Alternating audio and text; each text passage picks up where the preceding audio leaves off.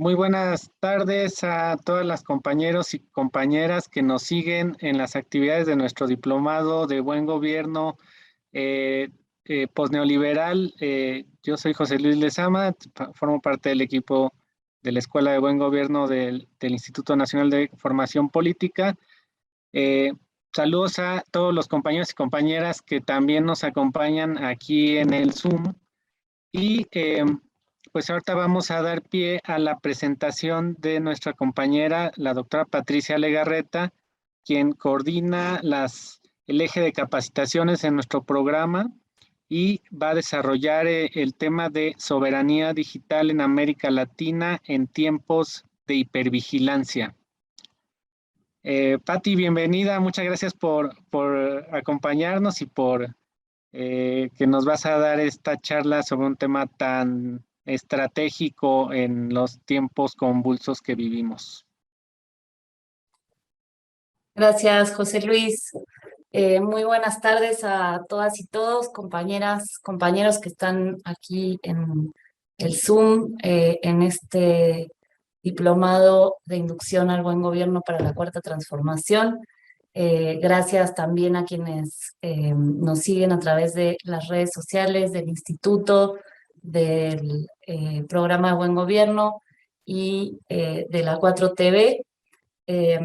Y bueno, me da mucho gusto poder conversar hoy con ustedes sobre este que efectivamente es un tema de muchísima relevancia y que además todavía estamos conociendo, ¿no? Yo voy a tratar de abordar algunos de los aspectos de el origen, digamos, sociológico, de dónde viene, de cómo se constituyen las formas actuales en que podemos entender esto de la hipervigilancia o el capitalismo disruptivo. Hay distintos términos, pero pues todos se tratan de lo mismo, y cómo es que esto tiene que ver con la gestión pública desde gobiernos posneoliberales, gobiernos progresistas, gobiernos de izquierda en América Latina a través de experiencias concretas que se han experimentado, ¿no? Entonces, lo primero que me gustaría que destacáramos es que a partir digamos, del surgimiento del Internet, se han suscitado interés, ¿no?, en estudiar las transformaciones que se han dado producto de la digitalización de la vida. Y algo que llama la atención es que distintos estudios y corrientes coinciden en trazar una línea entre lo que ocurre en la vida cotidiana física y lo que ocurre en el espacio digital.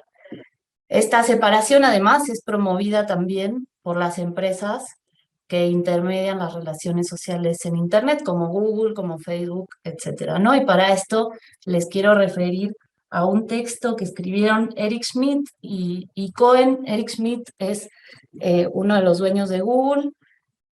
Cohen fue un consejero de seguridad nacional de Obama, y escribieron un libro que se llama El futuro digital, que les recomiendo muchísimo que lo lean. Lo escribieron en 2013 y tal vez ese futuro digital ya lo rebasamos, pero vale la pena mirar cómo desde una empresa como esta entender pues cómo ellos miraban y cómo podemos darnos cuenta que tienen el poder de moldear la forma como se van constituyendo las relaciones sociales. No me estoy refiriendo al Internet, sino a lo que nos pasa efectivamente, ¿no? Esta perspectiva de separar lo digital, de considerar que lo digital está separado de nuestra vida física, conduce a ocultar que el Internet es, por ahora, un espacio que está dominado por quienes controlan la tecnología, la infraestructura, los cables de fibra óptica y la información que los usuarios proporcionan. Y bueno, por más diminutos que puedan ser los fragmentos comercializados de cada individuo, que es pues cualquier información que nosotros regamos por Internet, eso también es información que provee un lente para observar, investigar, transformar o intermediar el conjunto de las relaciones sociales. Y vamos a ver por qué estamos hablando de esto, ¿no? Entonces, estos cambios profundos tecnológicos ponen en cuestión, creo que ya lo hicieron, o sea, ya no hay duda de eso. Hace 5 años todavía había duda, ahora ya no, que se pone en cuestión el papel central que tiene el Estado o los estados en, bueno, en una perspectiva marxista en la división del trabajo social, por el poder que tienen, ¿no? Sabemos que empresas como Google, Facebook y sobre todo Amazon, pues tienen el poder de controlar las relaciones o de organizar las relaciones de producción. Entonces, bueno, esto es lo que quiero primero poner en la mesa como para entrar al tema, ¿no? ¿De dónde tomamos información para entender esto? Eh, Básicamente necesitamos conocer testimonios de directores y gerentes de empresas que concentran estas relaciones en Internet, que como ya les mencioné algunas, Google, Amazon, Facebook, y podemos hablar de otras como Alibaba, como no sé, meternos pues, a Airbnb o sea, hay diferentes empresas y sus directivos que tienen este poder de control, ¿no? También es importante considerar testimonios de competidores, clientes, directores y gerentes de empresas que desarrollan tecnología, pero que no tienen la expansión en la red global como estas, ¿no? Por ejemplo, Tesla, y así podemos buscar otras empresas, ¿no? Y después, los documentos oficiales que estas empresas o el gobierno de los Estados Unidos publican que muestran los alcances que tiene la vigilancia masiva para el control poblacional y el desarrollo de lo que llamamos Big Data. Después vamos a desarrollar un poco qué es todo esto. Y los testimonios de tecnólogos expertos que han denunciado estas prácticas de vigilancia masiva y documentos oficiales que se han expuesto, como el caso pues más sonado de Edward Snowden, pero él no es el único, ¿no? Hay una serie de personas que desde dentro han conocido cómo funcionan estas corporaciones y las relaciones de estas corporaciones con los gobiernos que han permitido hacer público información que se estaba ocultando, ¿no? Los llamados whistleblowers o alertadores, como les llamamos aquí en México. Y los testimonios de los que se denominan a sí mismos CryptoPunks o hackers, ¿no? Una generación de hackers que pues han luchado por la libertad del Internet desde 1980, entre los que se encuentran Julian Assange, que es el fundador de Wikileaks y que como todos sabemos en este momento su vida está en riesgo porque es preso político de los países más poderosos del mundo y quienes además se hacen llamar los defensores de la democracia, ¿no? Denunciando, por ejemplo, la invasión de Ucrania, pero tienen preso a uno de los pensadores, líderes más relevantes del siglo XXI, que es Julian Assange. Y él pues solamente es un ejemplo de esta forma que tienen ellos de silenciar a quienes están denunciando los abusos que cometen estos gobiernos y estas empresas, ¿no? Curioso que además emiten, ¿no? Hace unas semanas, recordemos que la Unión Europea emite una comunicación oficial al gobierno de México por justamente pidiendo que haya libertad de expresión, y tenemos ejemplos como este, donde Julian Assange enfrenta más de 175 años de prisión y la posibilidad de una extradición a Estados Unidos, donde pues podríamos ya nunca más volverlo a escuchar. Entonces, bueno, recordándonos a todos que tenemos que luchar también por la libertad de este muy importante periodista, y ahorita vamos a ver algunos de los temas que ha revelado. Entonces, me parece importante que entendamos que este tema del Internet es algo que aparece, este tema del Internet, y sobre todo quiénes son los protagonistas, que ya les hablé, ¿no? De dónde tomamos la información, pues de estos protagonistas, esta generación que construyó el Internet, que son, se podrían resumir en gerentes y hackers, ¿no? Gerentes de empresas que dominan el mundo, y hackers, las personas que buscan la liberación de la infraestructura que en este momento no solamente nos permite comunicarnos, sino organizar el trabajo en el mundo, ¿no? Entonces, ¿qué pasó? Entre 1970 y la década de los 90, que es cuando surge de una forma un poquito más generalizada y donde aparecen la posibilidad de que tuvieran acceso a estos sistemas personas que no tenían autorización directa,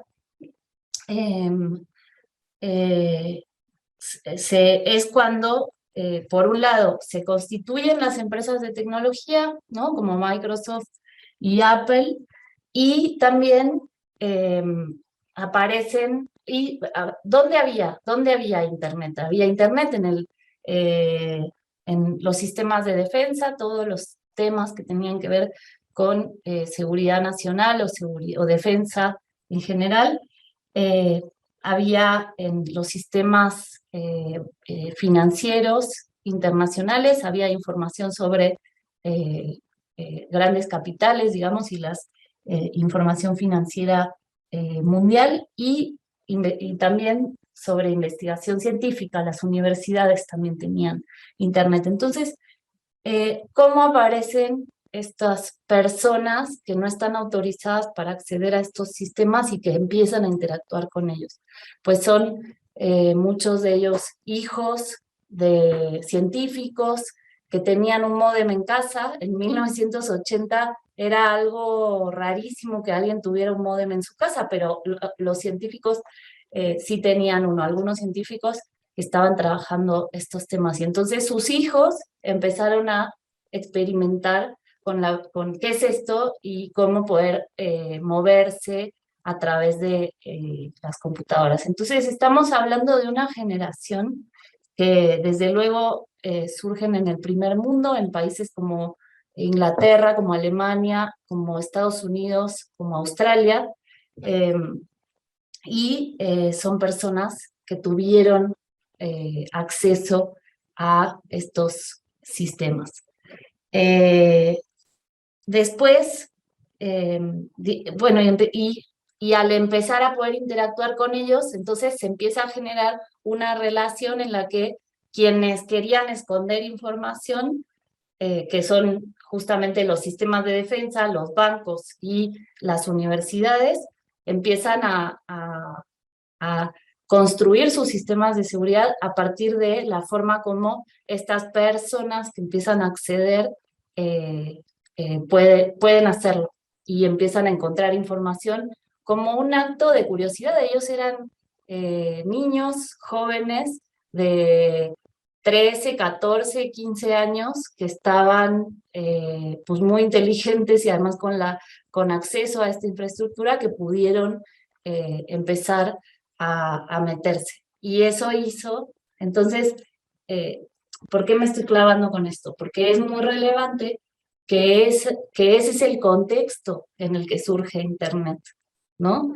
Que son los sensores del mundo, sensores en el sentido de censurar, sistemas de defensa, sistemas financieros y sistemas de investigación científica que buscan privatizar el conocimiento o ocultar el conocimiento al público, y estas personas que están adolescentes jóvenes en esas épocas, que están interesados en conocer lo que sea, ¿no? O sea, ellos no tenían ningún proyecto político, ningún interés en específico. Esto es algo que se va a ir configurando conforme el sistema reacciona a ellos, porque se les empieza a construir una idea de que son delincuentes, de que son personas que están eh, cometiendo actos ilícitos, cuando todo esto ni siquiera estaba regulado, ¿no? Entonces, ya no voy a clavarme más en esto, solamente les quiero referir a que puedan conocer, hay un libro que se llama Underground, que escribió Sulet Dreyfus, una investigadora australiana, en colaboración con Juliana Sánchez, sobre los primeros hackers y la forma como en cada uno de sus países eh, se les incriminaron diferentes sí, pues crímenes que no habían cometido porque pues ellos simplemente estaban explorando, ¿no? Pero bueno, es interesante y es complejo. El libro está publicado, está traducido al español, y vale muchísimo la pena estudiarlo a detalle. Después, digamos, durante las décadas de la década del 2000 al 2010, es cuando se crean estas empresas que debemos de llamarles de recolección de datos, porque eso es lo que son, pero no solo eso, ¿no? Google, Facebook, Amazon, Alibaba. Y es muy relevante que antes del 2010, cuando Wikileaks se vuelve público, de verdad público, a nadie me refiero, cuando me refiero a nadie, me refiero a las personas eh, que no estaban políticamente implicadas. ¿Quiénes son las personas que estaban políticamente implicadas en estos temas antes del 2010? Esta generación que les estoy platicando que contribuyó a formar a estructurar el Internet directamente, ¿no?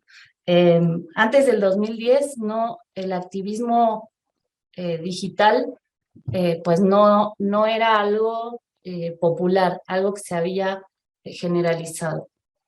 Es hasta que, y no teníamos la conciencia de que todas estas aplicaciones que tenemos en nuestros teléfonos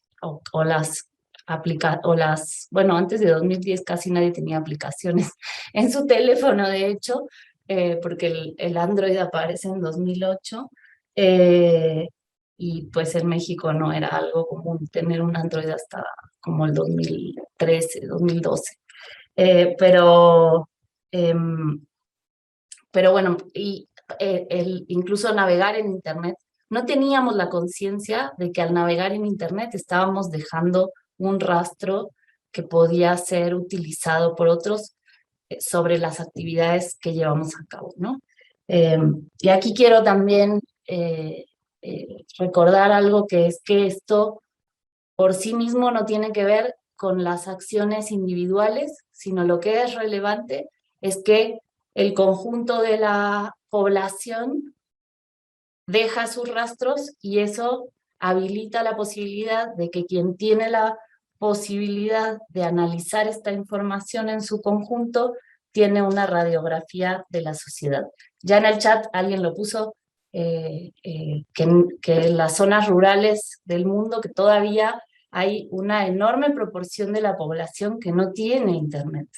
Entonces, desde luego que estamos hablando de un proceso que se desarrolla primero en las ciudades, primero entre clases altas y medias, primero entre, como les dije, una pequeñísima élite que era quienes trabajaban con esta información muy clasificada, y después se empieza a generalizar, pero es algo que se va a dar de manera paulatina hacia,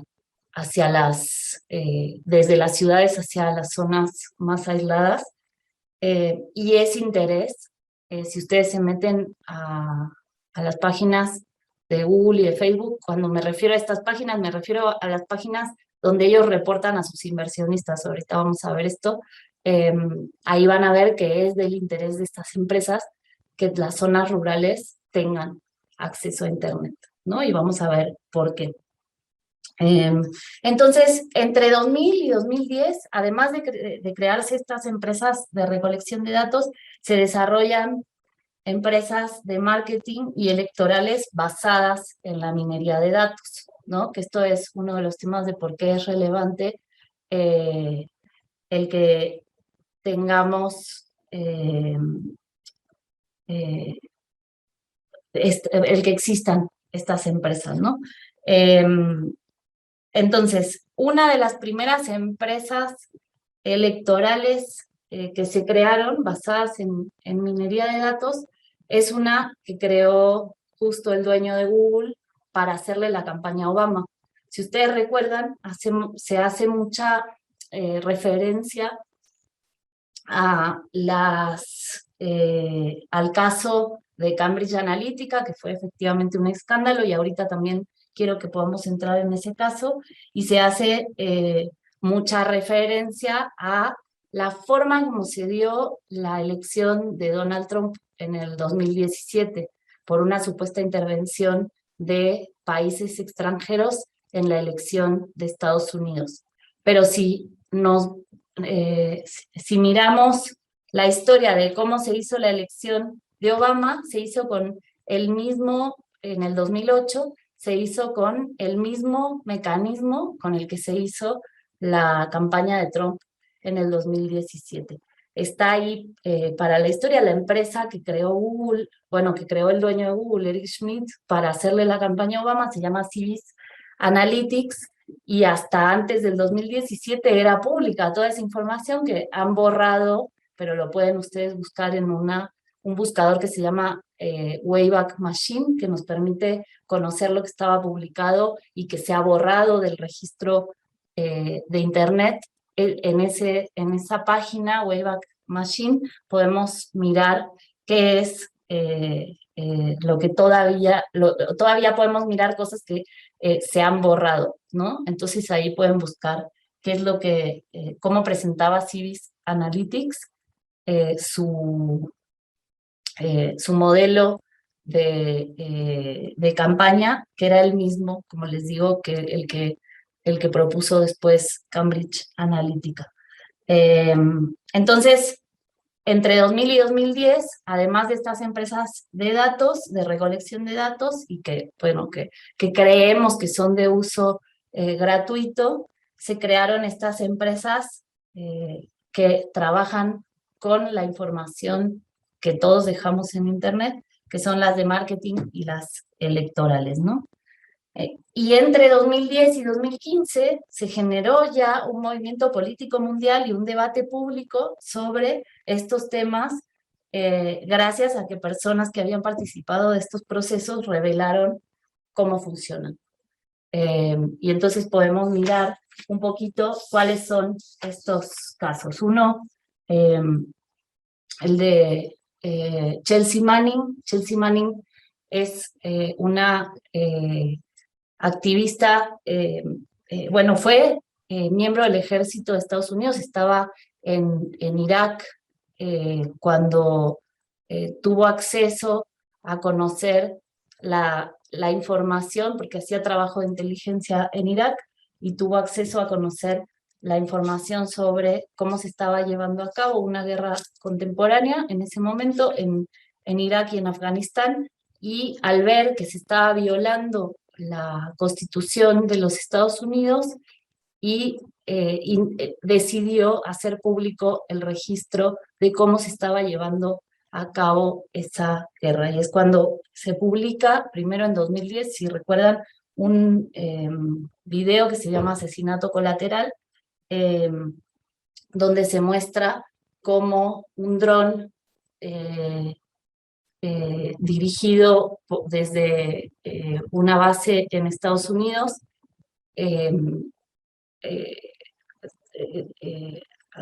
tiene como objetivo una camioneta donde había periodistas, y estaban periodistas de Reuters, y estaba personas civiles que estaban llevando a sus hijos a la escuela. Entonces, ahí se muestra cómo no se estaban utilizando estas armas que están dirigidas al combate al terrorismo, se estaban utilizando de manera impune. Esto es lo que muestra y además lo que es muy, si ustedes recuerdan este video, lo que es muy escandaloso de la forma como se presenta es que las personas que estaban manejando el dron desde una base militar lejos de la escena donde sucede el acto, parece como si estuvieran jugando un videojuego.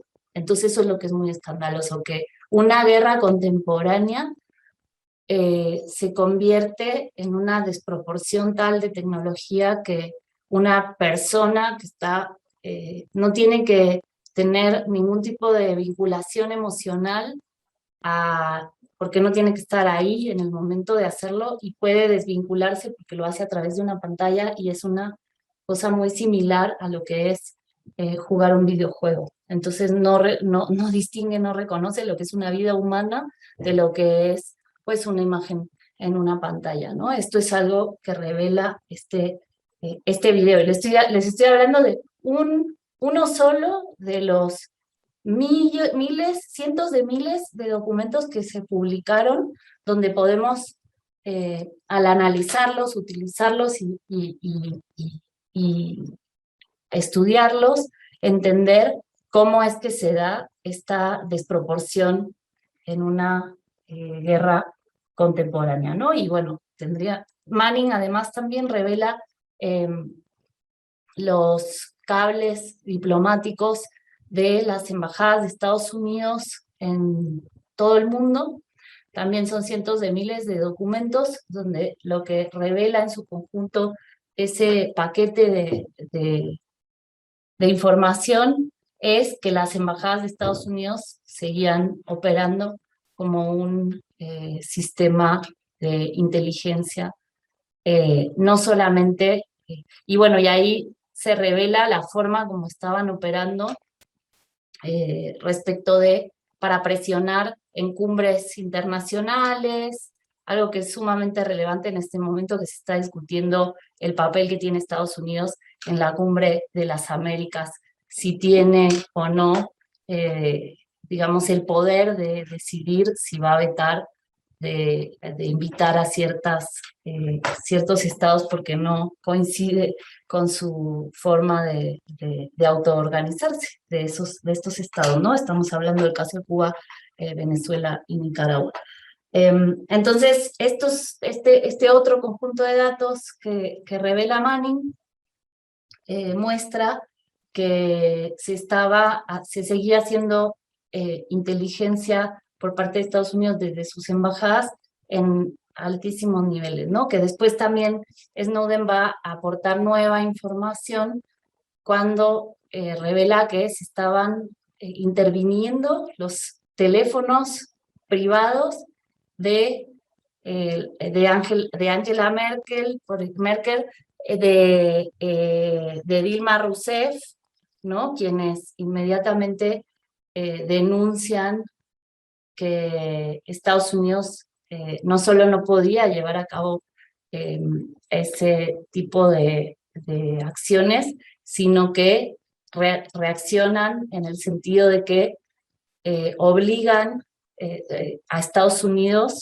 a las empresas de Estados Unidos a que toda la información que tengan sobre ciudadanos de esos países las tengan que alojar en sus países. ¿Y a qué me refiero con esto? Estamos hablando de los centros de datos, porque a veces creemos que la información de Internet está, pues ¿quién sabe dónde está? Esa información está en un lugar físico y se tiene que atener a la legislación y a la regulación de ese lugar específico donde está alojada esa información, ¿no? Entonces, este es un tema sumamente interesante porque el hecho de que un país pueda obligar a que se lleven esa información se aloje en su país puede hacer que se regule en favor de sus ciudadanos y pues de que no se puedan llevar a cabo este tipo de acciones. Pero es un tema de todas maneras complejo, porque lo que hace, digamos, lo que discuten las personas que son expertas, técnicamente expertas en esto, es que el hecho de que se pueda hacer, ¿no? O sea, el hecho de que exista la capacidad de intervenir una comunicación o de utilizar esta información es más relevante que el que podamos regularlo y entonces prohibir, pero siempre se va a poder violar una regulación, que es lo que pasa cuando Estados Unidos no, su constitución no permite el espionaje a su propia población, y lo que en realidad lleva a cabo es a través de ciertas excepciones que son, que es normatividad eh, que, que no es pública, que es de los servicios de inteligencia, ellos se habilitan a hacerlo, ¿no? Esto es lo que denunció Snowden también. Cuando Snowden denuncia que el gobierno de Estados Unidos estaba llevando a cabo una recolección masiva de datos de manera preventiva, lo que estaban planteando es que estaban recolectando datos de manera preventiva para, entre todos esos datos, a ver si se les aparecía un caso de terrorismo y entonces poderlo prevenir.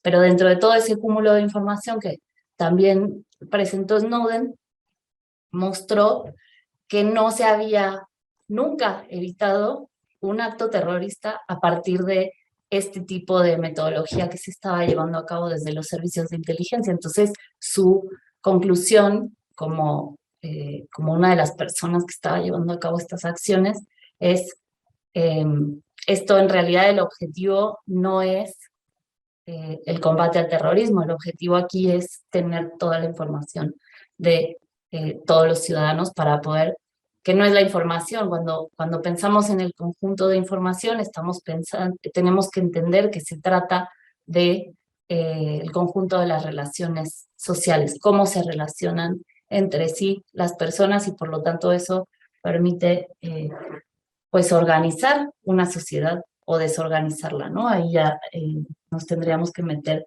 en otro tipo de temas. Quería, porque se nos está acabando el tiempo, tocar, me parece relevante para este espacio, el tema de las filtraciones sobre las elecciones en Estados Unidos con el tema de Donald Trump y el Brexit. Si recuerdan, esta empresa Cambridge Analytica tenía como objetivo utilizar toda la información que se pudieran encontrar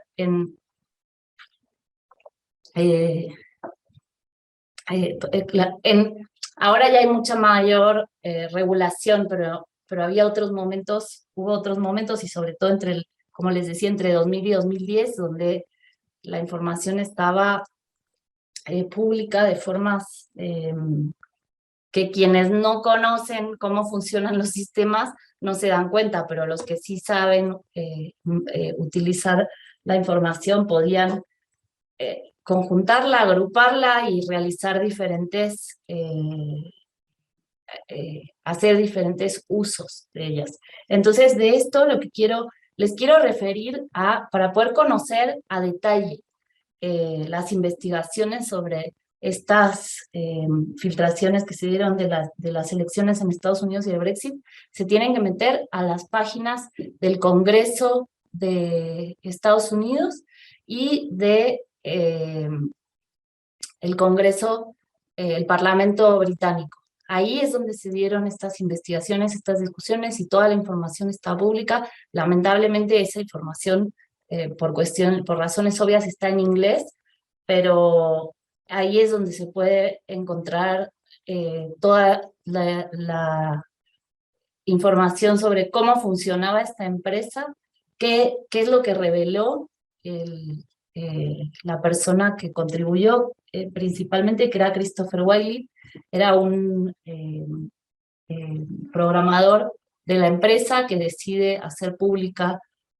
la información, y hay otra persona que también trabajaba para esta empresa que se llama Brittany Kaiser, que publicó un libro que se llama La dictadura de los datos, que se los recomiendo porque ahí viene el caso de México.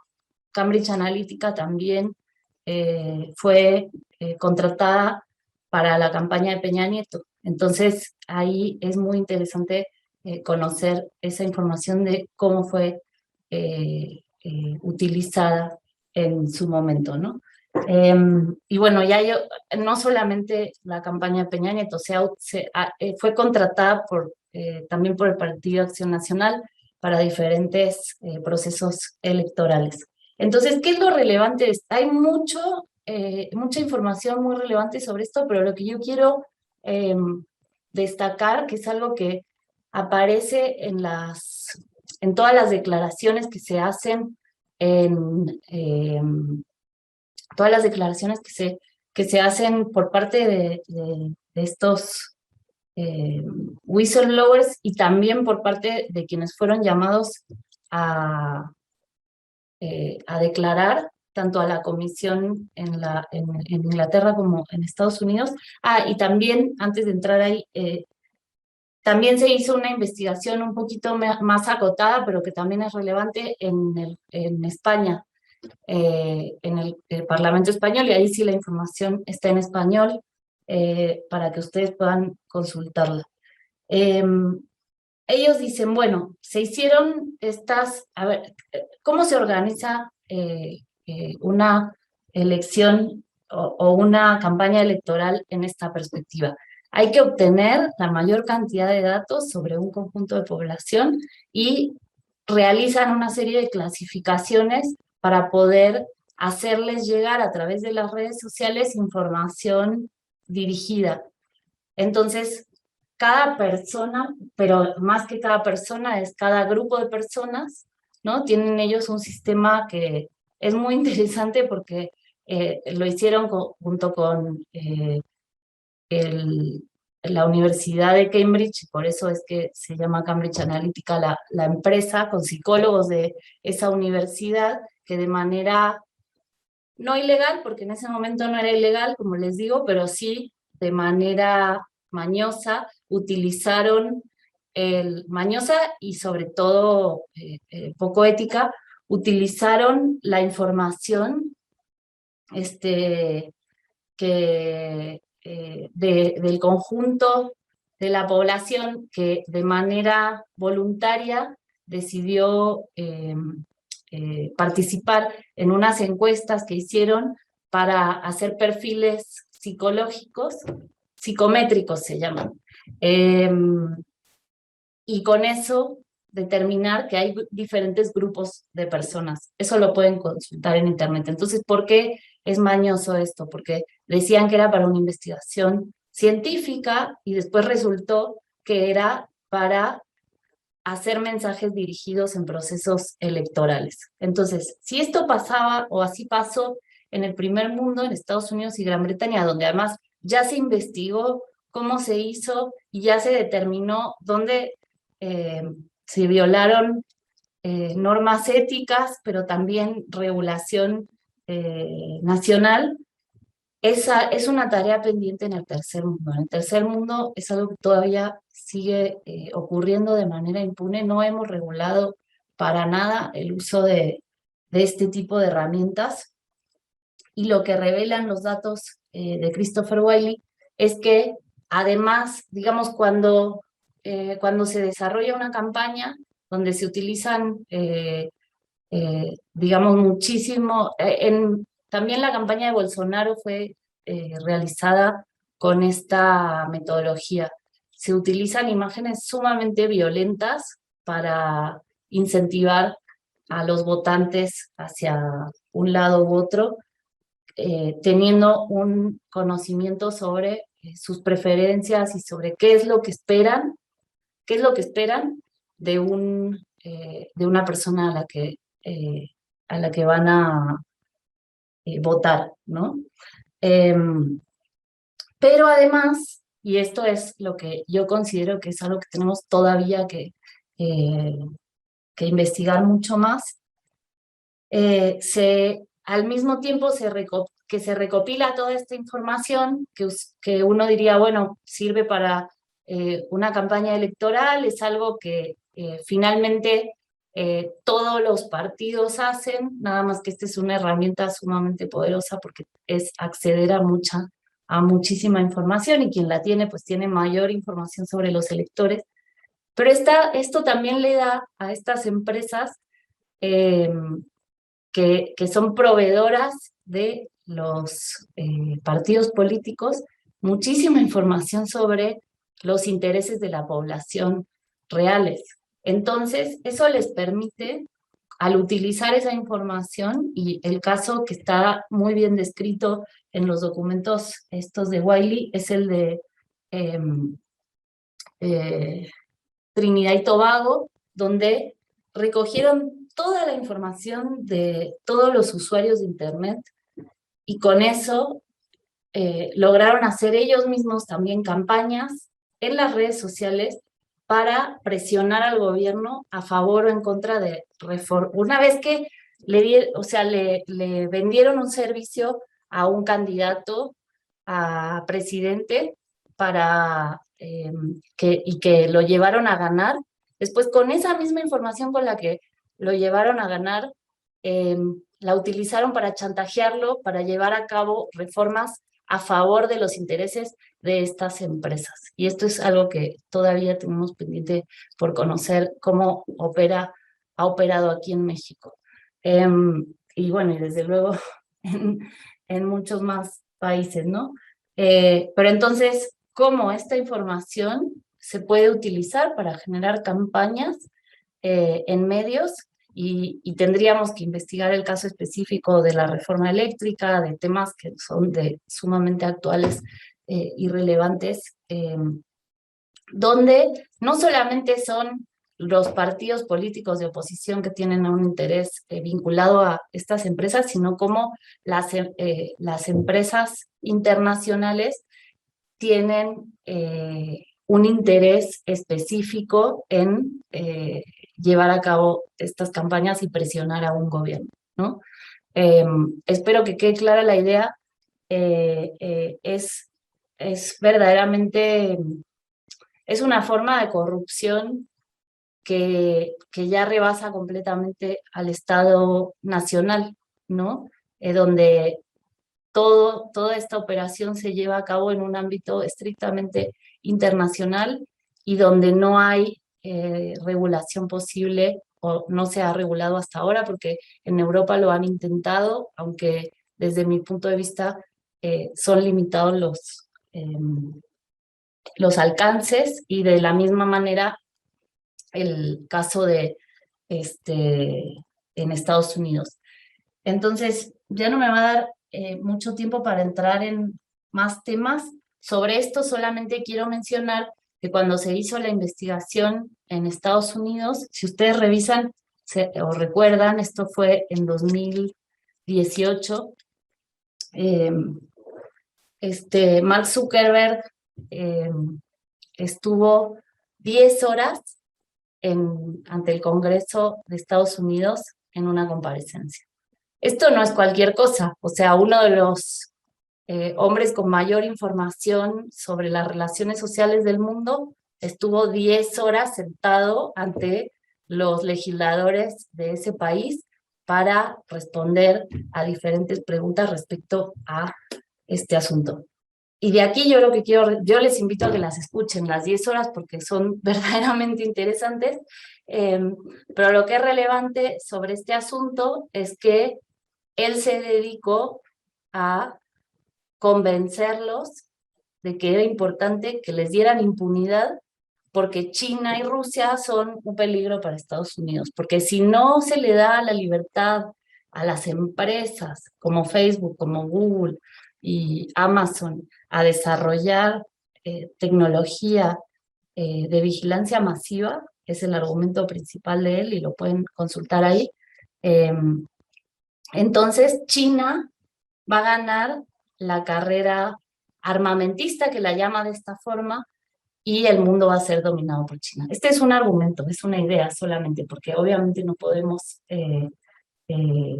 verificar eso en la realidad, pero lo que les digo que es relevante es entender cómo al mismo tiempo que en el debate público se estaba planteando como lo que se estaba discutiendo era un posible fraude o posible intervención extranjera en una elección en Estados Unidos, en realidad lo que le interesaba a estas empresas era que se les diera libertad para poder eh, seguir invirtiendo sus recursos en, eh, en una carrera armamentista, como ellos lo llaman, ¿no? Para poder mejorar sus sistemas de vigilancia masiva, de ¿cómo se llama? Eh, Se me fue el nombre técnico, pero la inteligencia artificial, perdón. Eh, y entonces, y lo lograron, efectivamente lo lograron, porque, bueno, ustedes pueden ver el desarrollo de esto. ¿Y esto qué quiere decir? Que no tenemos manera de que el público, así le dicen en Estados Unidos, ¿no? El público, digamos los ciudadanos, las personas o los usuarios de estos sistemas, de conocer cómo es que están utilizando nuestra información, la información masiva, porque se les permitió mantener oculta la, la tecnología y la forma como están definiendo asuntos como, por ejemplo, qué contenido muestran y qué contenido borran, ¿no? Que es esto, los famosos algoritmos. Entonces, esto es algo que es sumamente relevante y que tenemos que seguir, eh, eh, pues no solo investigando, sino que lo que tenemos es que lograr, primero, tener un interés, es algo que es de nuestro interés como ciudadanos en México y como personas que formamos parte de este sistema, en que podamos modificarlo, de entender cómo funciona y modificar la forma como se está ejerciendo ese poder sobre sobre las relaciones sociales, ¿no? Como les decía, al final, en definitiva, se trata de esto, ¿no? Entonces, solamente quería, porque ya tengo que concluir por el tiempo, platicarles dos temas que son de muchísima relevancia para construir una agenda desde nuestra América en estos temas, y que son asuntos que ya ocurrieron, ¿no? En ningún país del mundo le dio decidió, o ninguna región del mundo más que América Latina, tuvo la voluntad de otorgar asilo político a estas personas que revelaron esta información, tanto en el caso de Snowden, Bolivia, Cuba y Venezuela, otorgaron de manera inmediata, quisieron otorgar asilo político a Snowden. Como saben, en el caso de Assange, cuando Rafael Correa era presidente de ese país, de manera inmediata le otorgó asilo en su embajada, y fue Lenín Moreno quien no solo le retiró el asilo, violando de manera inédita, no se le puede retirar asilo político, porque así lo dicta la norma internacional, a una persona cuyas razones por las que se le otorgó el asilo siguen existiendo, y en este caso, pues obviamente el peligro se mantenía, y es un caso inédito. Esto nunca había ocurrido antes con ningún caso de un asilado político.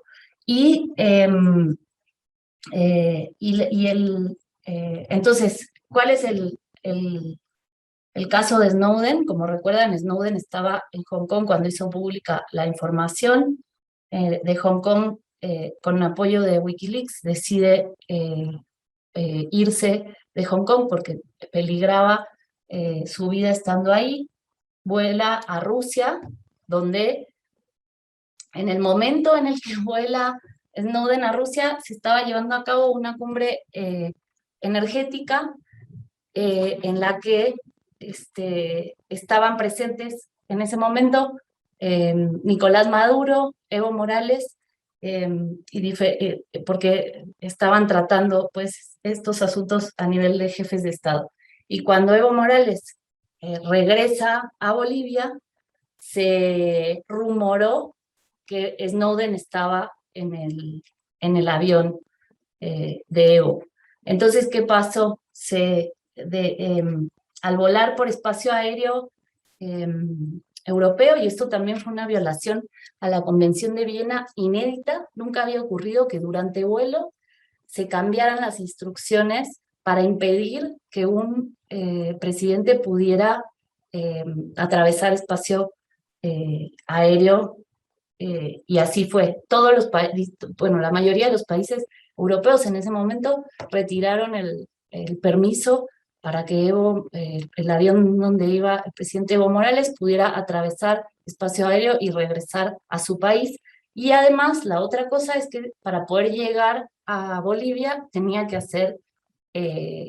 bajar a cargar combustible en una isla en las Canarias. Así estaba trazado el vuelo y ya estaba autorizado cuando salió, pero España le niega el acceso y entonces no podía aterrizar para cargar combustible. Esto quiere decir que se puso en riesgo su vida incluso porque no podía aterrizar en ningún lado. Finalmente se logra que Austria le diera oportunidad y cuando aterriza el avión presidencial en Austria, están esperando en la puerta unos personas de la Embajada de España que le dicen, para poder autorizar que el avión pueda cargar combustible en las Canarias, vamos a registrar su avión. Esto, por supuesto, nuevamente en violación a la Convención de Viena, porque un avión presidencial es territorio soberano de ese país.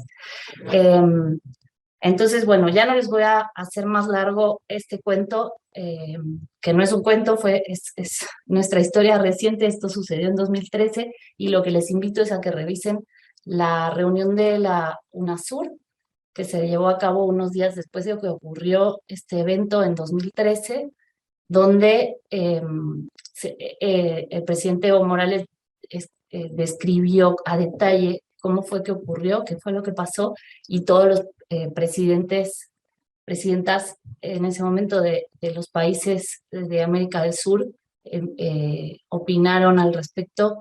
Es sumamente interesante como primero pone en alto a América Latina en la defensa de los derechos humanos y de no haber existido este apoyo de un bloque sumamente progresista en ese momento de Sudamérica. Tal vez la historia de estos whistleblowers hubiera sido diferente. Eso es uno de los temas que les quería comentar, ¿no? O sea, si Rafael Correa no hubiera, en ese momento su canciller era Ricardo Patiño, quien por cierto se encuentra asilado en nuestro país en este momento, y fue quien le salvó la vida a Sánchez, literalmente. Tal vez no hubiéramos tenido el desarrollo de cómo ocurrieron las cosas y desde luego no estarían vivos ni Snowden ni Assange posiblemente